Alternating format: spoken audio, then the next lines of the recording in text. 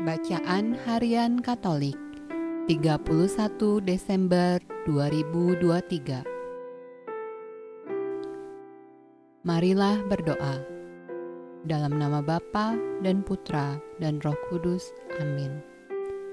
Allah yang berbelas kasih, sabdamu adalah terang dan pelita hidup kami.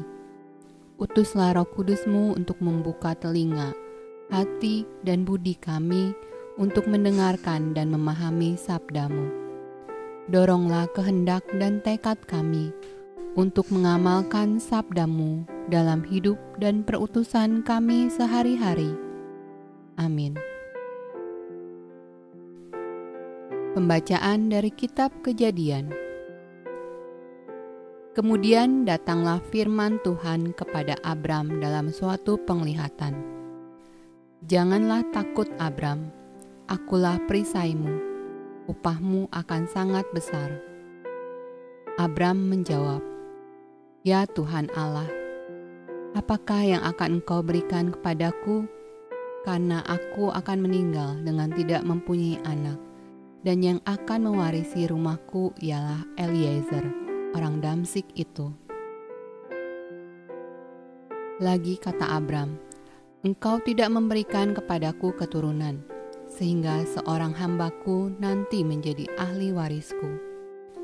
Tetapi datanglah firman Tuhan kepadanya demikian, Orang ini tidak akan menjadi ahli warismu, melainkan anak kandungmu, dialah yang akan menjadi ahli warismu. Lalu Tuhan membawa Abram keluar serta berfirman, Coba lihat ke langit, hitunglah bintang-bintang, jika engkau dapat menghitungnya.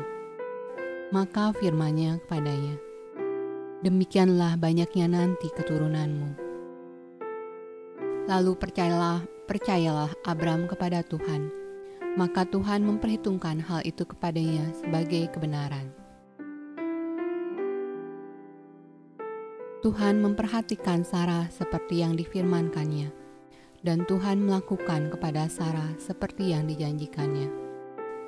Maka mengandunglah Sarah, lalu ia melahirkan seorang anak laki-laki bagi Abraham dalam masa tuanya, pada waktu yang telah ditetapkan, sesuai dengan firman Allah kepadanya. Abraham menamai anaknya yang baru lahir itu Ishak, yang dilahirkan Sarah baginya.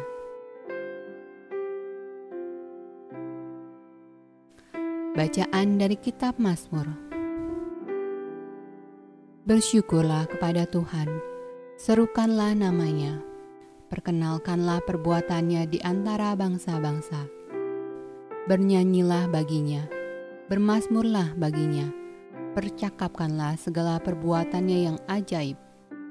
Bermegahlah di dalam nama-Nya yang kudus, biarlah bersuka hati orang-orang yang mencari Tuhan.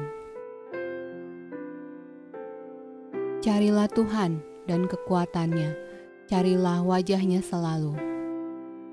Ingatlah perbuatan-perbuatan ajaib yang dilakukannya, mujizat-mujizatnya dan penghukuman-penghukuman yang diucapkannya. Hai anak cucu Abraham, hamba-Nya, hai anak-anak Yakub, orang-orang pilihan-Nya. Ia ingat untuk selama-lamanya akan perjanjian-Nya, firman yang diperintahkannya kepada 1000 angkatan, yang diikatnya dengan Abraham dan akan sumpahnya kepada Ishak.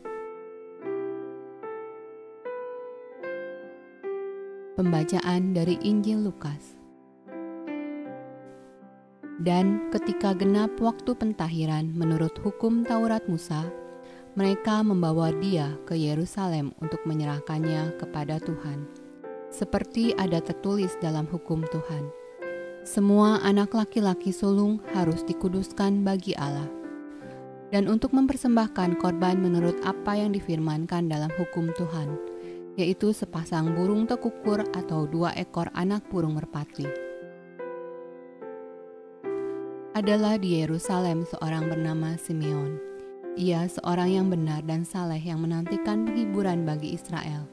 Roh Kudus ada di atasnya, dan kepadanya telah dinyatakan oleh Roh Kudus bahwa ia tidak akan mati sebelum ia melihat Mesias, yaitu dia yang diurapi Tuhan.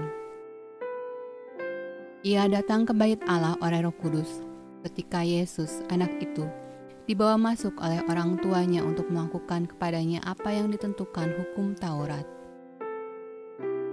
Ia menyambut anak itu dan menantangnya sambil memuji Allah, katanya, "Sekarang, Tuhan, biarkanlah hamba-Mu ini pergi dalam damai sejahtera, sesuai dengan firman-Mu. Sebab mataku telah melihat keselamatan yang daripada-Mu, yang telah Engkau sediakan di hadapan segala bangsa, yaitu terang yang menjadi pernyataan bagi bangsa-bangsa lain dan menjadi kemuliaan bagi umat-Mu Israel." Dan bapa serta ibunya amat heran akan segala apa yang dikatakan tentang dia. Lalu Simeon memberkati mereka dan berkata kepada Maria ibu anak itu, "Sesungguhnya anak ini ditentukan untuk menjatuhkan atau membangkitkan banyak orang di Israel, dan untuk menjadi suatu tanda yang menimbulkan perbantahan. Dan suatu pedang akan menembus jiwamu sendiri, supaya menjadi nyata pikiran hati banyak orang." Lagi pula di situ ada Hana, seorang nabi perempuan, anak Fanuel dari suku Asher. Ia sudah sangat lanjut umurnya. Sesudah kawin ia hidup 7 tahun lamanya bersama suaminya. Dan sekarang ia janda dan berumur 84 tahun. Ia tidak pernah meninggalkan bait Allah dan siang malam beribadah dengan berpuasa dan berdoa. Dan pada ketika itu juga datanglah ia di situ mengucap syukur kepada Allah dan berbicara tentang anak itu kepada semua orang yang menantikan kelepasan untuk Yerusalem.